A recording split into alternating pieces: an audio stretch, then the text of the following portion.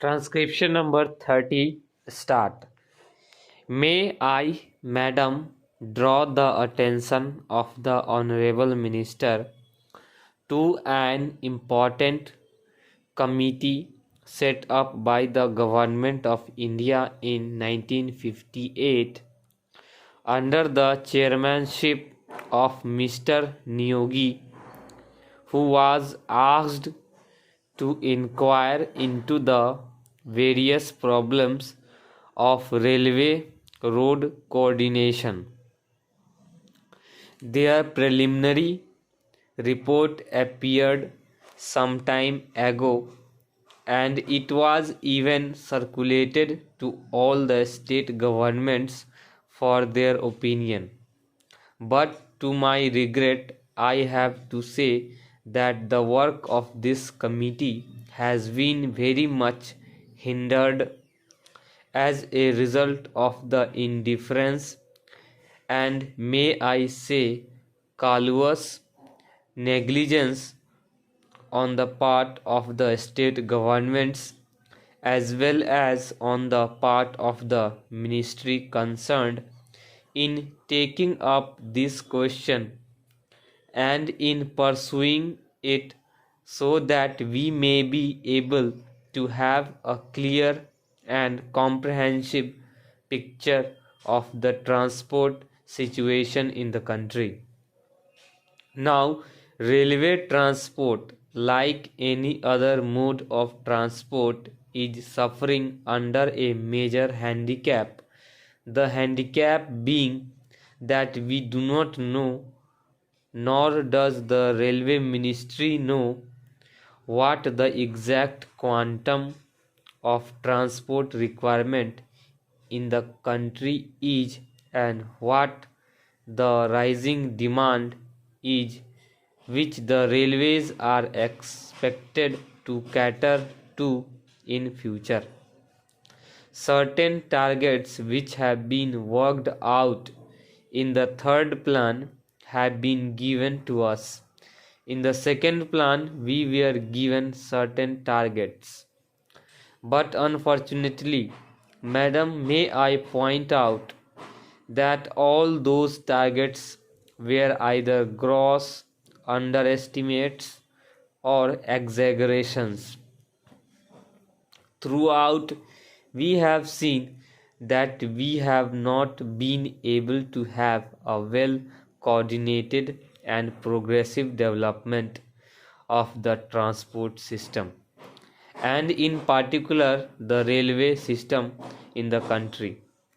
So, anything we suggest today will have that kind of air of unreality, without knowing fully or adequately what exactly the transport needs in the country are.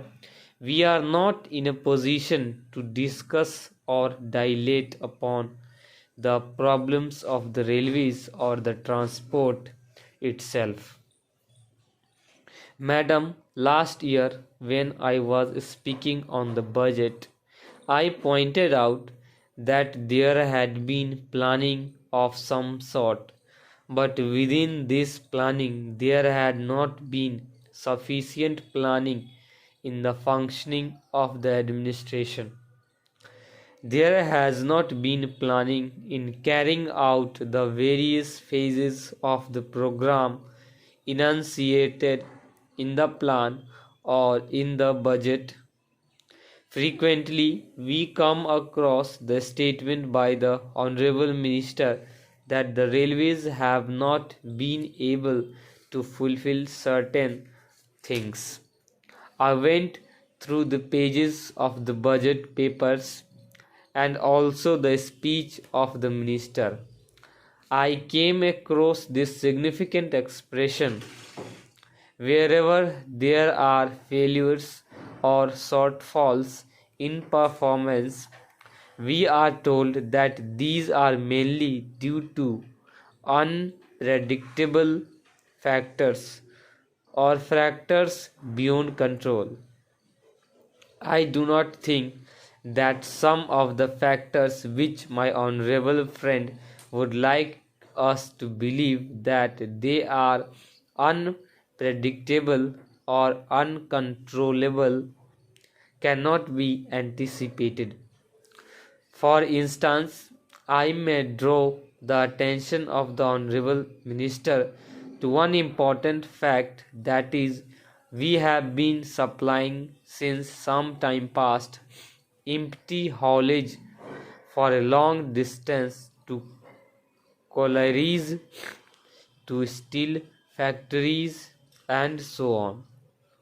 We are told that this empty haulage is unavoidable, that we have to find empty wagons to steel factories and collieries to carry new raw materials or perhaps coal and the like.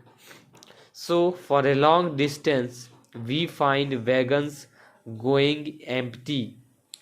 But if there had been a research cell, an organization in the ministry to find out ways and means of utilizing these wagons fruitfully by avoiding bottlenecks in between, we could have solved the transport difficulty to a certain extent. I do not want to be told by the minister that this is a physical impossibility. Even in the advanced countries of the world, every movement of wagon, coach, and engine is planned before it is put into operation. It is unfortunate and tragic that in this country, after a decade of planning, we have not been able to think in terms of planning while executing the works. Now, in regard to some of the general problems of the railways, I would say first of all that the rise in demand is so great that we have to be prepared to provide not only adequate but also effective transport facilities to our people. I need not tell the House that the railway transport system in general is greatly dependent or interdependent on the general economy of the country. But during the last one decade, there has been one significant factor that has to be appreciated. That is, the demand for transport is increasing at a faster rate than the rise in the national income or the rise in production in any sector or in any industry. This is a factor that has not been adequately appreciated. Even if it has been adequately appreciated, no attempt or sincere effort has yet been made to carry out the fulfillment of the needs of all the sectors of our economy. Stop.